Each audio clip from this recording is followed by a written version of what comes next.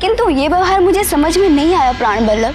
देवऋषि तो हनुमान के विरुद्ध वाली के कान भरते हैं और दूसरी ओर भाव विभोर होकर हनुमान लला को अनेक आशीर्वाद दे डालते हैं। मैंने तो अपने पिता परमऋषि जाम्बवान से सुना था, संगीत ज्योतिष के महाविद्वान, भक्ति शास्त्र के प्रथम आचार्य और वैकुंठवासी विष्णु अर्थात आपके परम भक्त हैं। और दूसरी ओर हर प्रकार की कलह प्रसंग में उनकी भूमिका सुनने में आती है। प्रभु, नारद जी के चरित्र की इस गुत्थी को केवल आप ही सुलझा सकते हैं। बताइए ना, इसके पीछे क्या रहस्य है?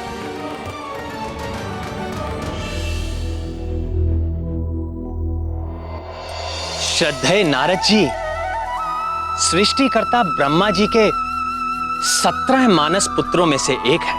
ये 17 पुत्र मानसिक संकल्प मात्र से ब्रह्मा जी ने अपने शरीर के विभिन्न अंगों से उत्पन्न किए।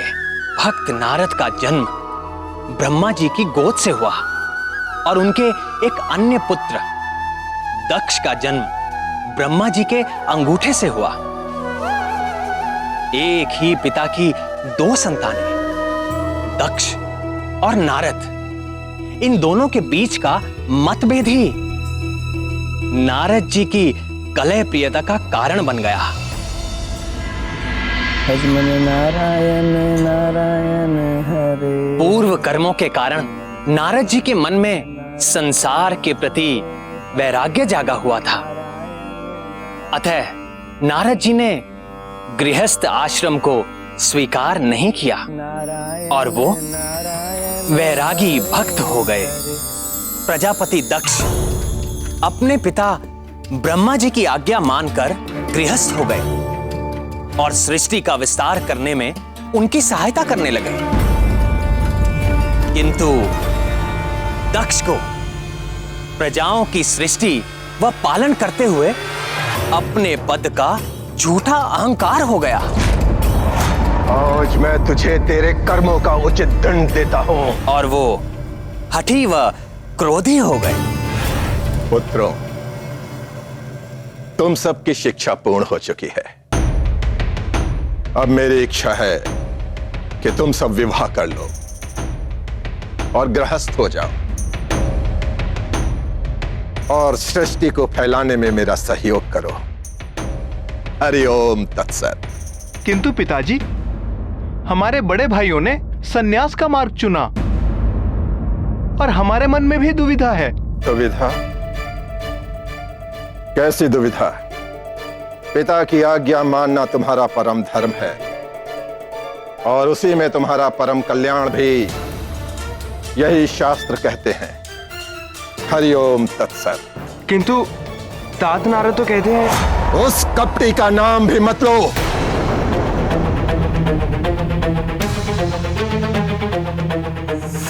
ये उसी नारद की नीचता थी जिसके कारण तुम्हारे बड़े भाई सन्यासी हो गए। उस दुष्ट नारद ने उनकी बुद्धि को भ्रष्ट कर दिया था। हे गोविंद, प्रजापति दक्ष के वे कौन से पुत्र थे जिनको नारद जी ने सन्यासी बना दिया?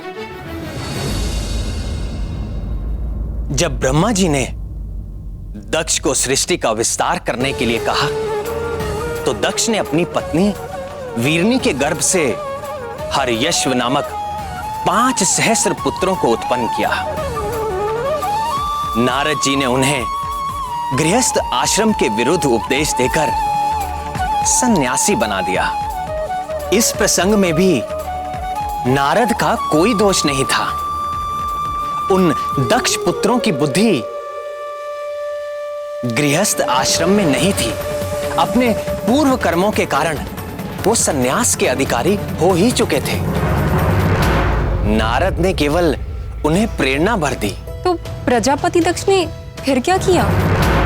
देखो मेरे पुत्रों, मेरे पास क्या नहीं है। धन संपदा है, पशुधन है, राज्य है, हंसता खेलता परिवार है मेरा। संसार का हर सुख मुझे उपलब्ध है। क्यों? क्योंकि मैं गृहस्थ हूं और गृहस्थ आश्रम ही आत्म कल्याण का शास्त्र सम्मत मार्ग है। और तुम लोग भी गृहस्थ हो गए। ये मेरी इच्छा ही नहीं, मेरा आदेश भी है। हरिओम तत्सत। स्मरण रहे,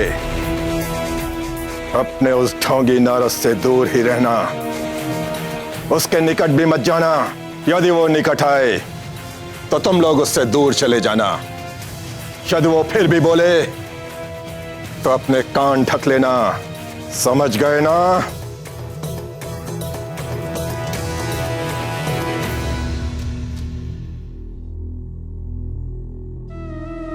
कहीं नारद जी उन्हें भी समझाने तो नहीं आ पहुंचे? श्रीमन नारायण नारायण हरे हरे, भजमन नारायण नारायण हरे हरे। ये कैसा व्यवहार है भतीजों? ना नमस्कार, ना प्रणाम, ना आदर, ना कोई सत्कार।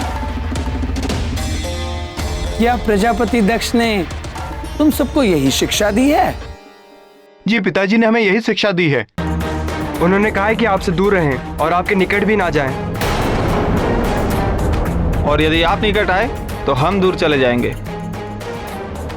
और फिर भी आप बोलें तो अपने कान ढक लें।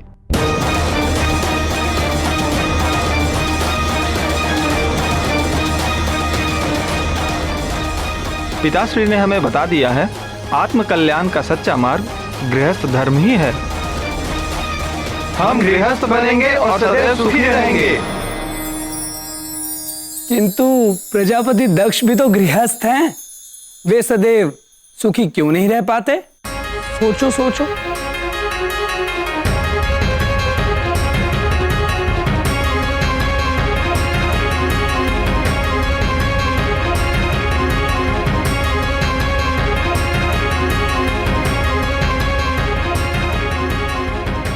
क्या तुमने उन्हें कभी क्रोध में या दुखी देखा है? पिताजी तो आज ही क्रोधित हो गए थे। पिताजी तो प्रतिदिन क्रोध करते हैं। क्रोध तो उनका स्वभाव बन चुका है। फिर तो दुखी और शुभ भी होते होंगे। होते हैं। यदि उनकी बात प्रमाणित होती तो क्या उनके साथ ऐसा हो सकता था?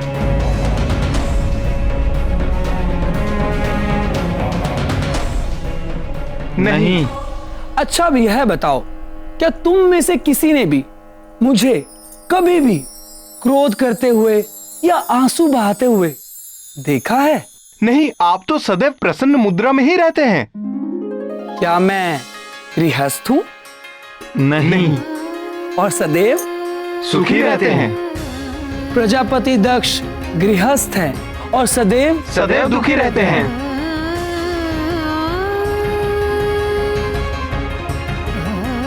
क्या रहस्य है तात? हमें भी समझाइए। वैराग्य, इच्छाओं से मुक्ति। इच्छाओं से मुक्त होते ही व्यक्ति के सारे दुख समाप्त हो जाते हैं। ऐसा नहीं कि वैवाहिक व्यक्ति सदैव दुखी ही रहेगा, पर साधारण मनुष्यों के लिए विवाह करना और सुख भी पाना बड़ा ही कठिन है। भगवान महादेव और जगदम्बा पार्वती का विवाह सफल है क्योंकि उनमें सांसारिक इच्छाएं नहीं हैं। उनसे उपजने वाले लोभ, मोह और क्रोध जैसे भाव नहीं हैं। उनके पवित्र आदर्श का जो दंपति पालन करते हैं वे सदैव सुखी रहते हैं, जैसे महर्षि अत्रि और सती अनसुईया। यदि तुम लोग स्वयं को उनके समान ज्ञानवान मानते हो तो कर लो विवाह। और यदि अभी तुम्हारे भीतर ज्ञान का पूरा प्रकाश नहीं हुआ है तो सावधान, सोच समझकर करना विवाह। अतः मेरे भतीजों, मैंने तुम्हें दोनों मार्गों का लाभ और हानि बतला दिया है। जिसको जो भाता है चुन ले और हरि भजन करे। श्रीमन नारायण नारायण हरे हरे, भजमन नारायण नारायण हरे हरे।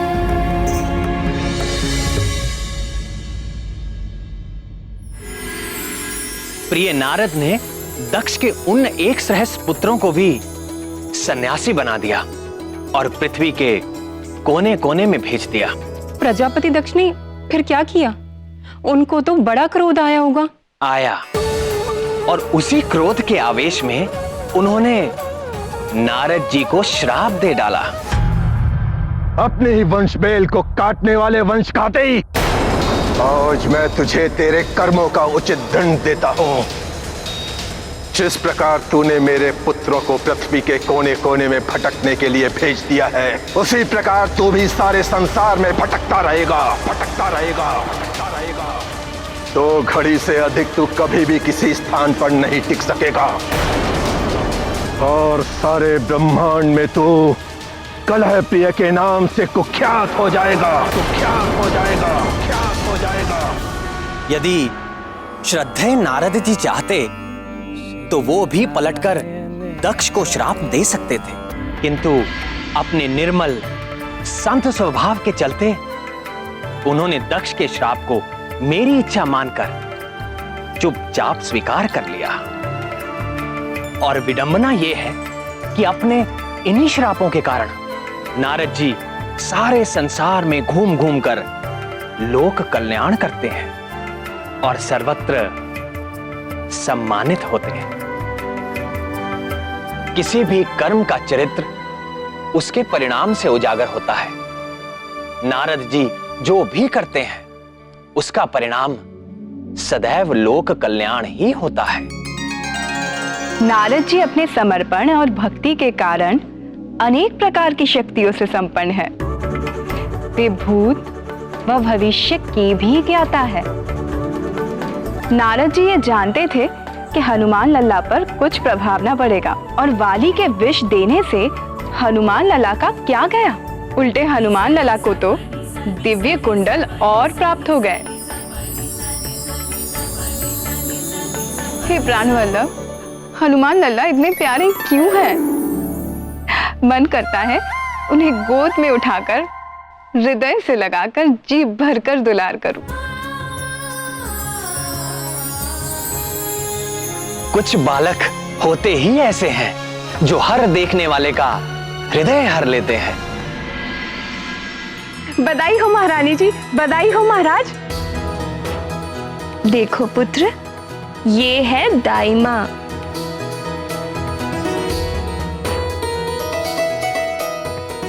ले ले ले ले, ऐसा सुंदर बच्चा, इतना प्यारा बच्चा तो मैंने आज तक नहीं देखा।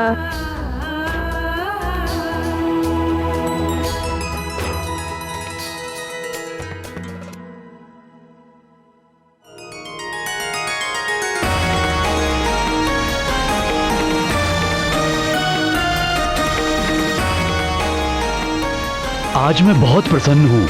हम चाहते हैं हमारी इस प्रसन्नता में सारा नगर सम्मिलित हो। सारे नगर को दीपमाला, पुष्पावली और तोरणों से सजाया जाए।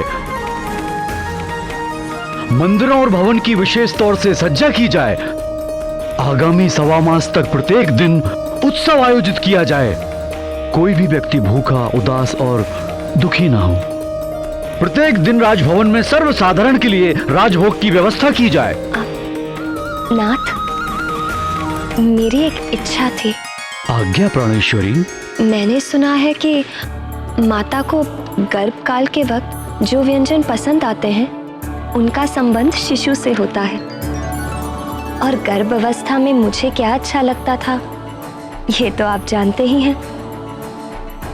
खीर, खीर बहुत पसंद है हमारे लाल को।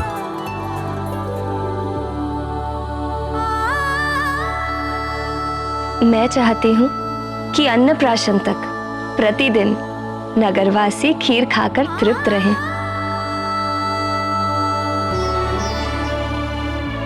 और यदि हमारे लाल ने तुम्हारी ही तरह भूख का प्रदर्शन किया तो अन्नप्राशन के पश्चात किसी और के खाने के लिए खीर बचा ही नहीं करेगी, क्योंकि सारी तो यही खा जाएगा। अरे देखिए कैसे मचलने लगा खीर का नाम सुनते ही।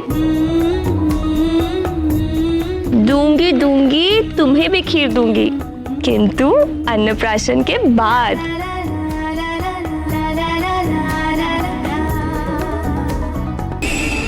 कितने वर्षों के पश्चात युवराज के जन्मोत्सव का ये शुभ अवसर आया है। प्रातःकाल के उस अलौकिक तेज को पंडितों ने बड़ा ही शुभ सगुन बताया है। वो दिव्य तेज हमारे युवराज की देह से ही निकला था। क्या? तब तो निश्चित ही किसी दिव्यात्मा ने अवतार लिया है हमारे युवराज के रूप में।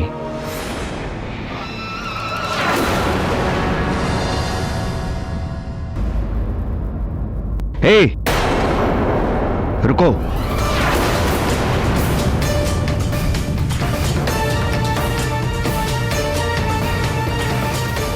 लो भाई, मुंह मीठा करो, खीर खा लो।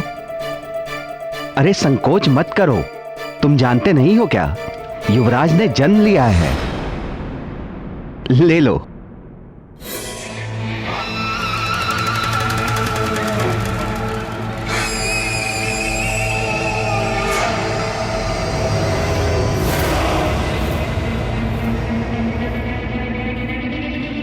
आइए देवी।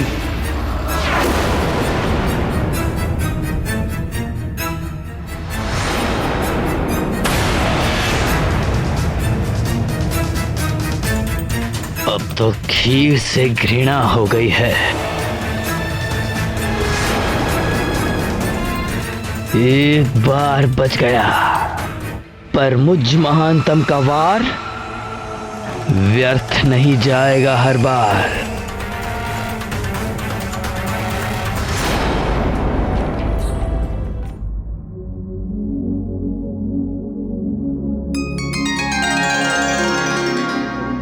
आप क्या सोच रहे हैं आर्यपुत्र? मुझे लगा, क्या लगा? प्रातःकाल से आंजने मुझे कुछ भारी लगा। ऐसी बात ना कीजिए, शिशु को माता पिता की दृष्टि ही लग जाती है।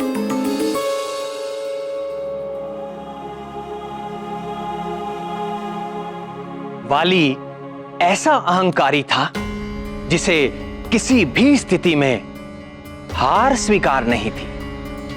हनुमान लला को मारने में एक बार असफल हो जाने पर निराश होना तो दूर, उल्टे और हट पर अड़ गया।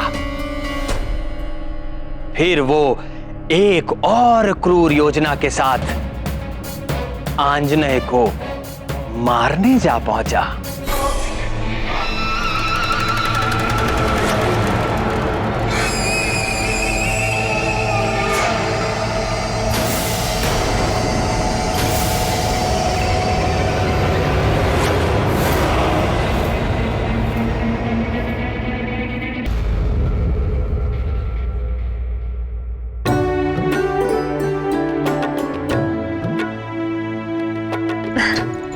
लाइए, केसरी नंदन को मुझे दे दीजिए।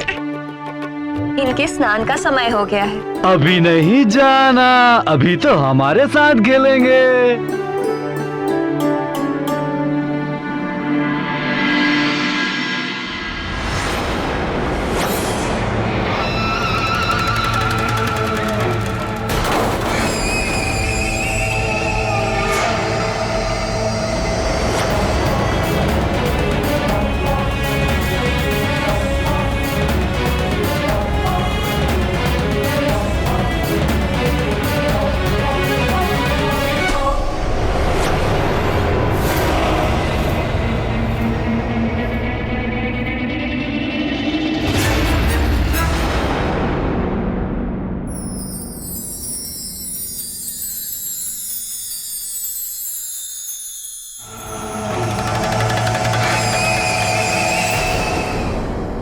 आज तो मेरे केसरी नंदन के स्वास्थ्य को उसके पिताजी ही दृष्टि लगा रहे थे ना? कोई बात नहीं, अब मैं सारी दृष्टियों का उपचार किए देती हूँ। अब मेरे प्यारे लाल को नहीं लगेगी कोई दृष्टि, आशीष देती सारी सृष्टि। ममता प्रेम की जो वृष्टि, अब न लगेगी कोई कुदृष्टि।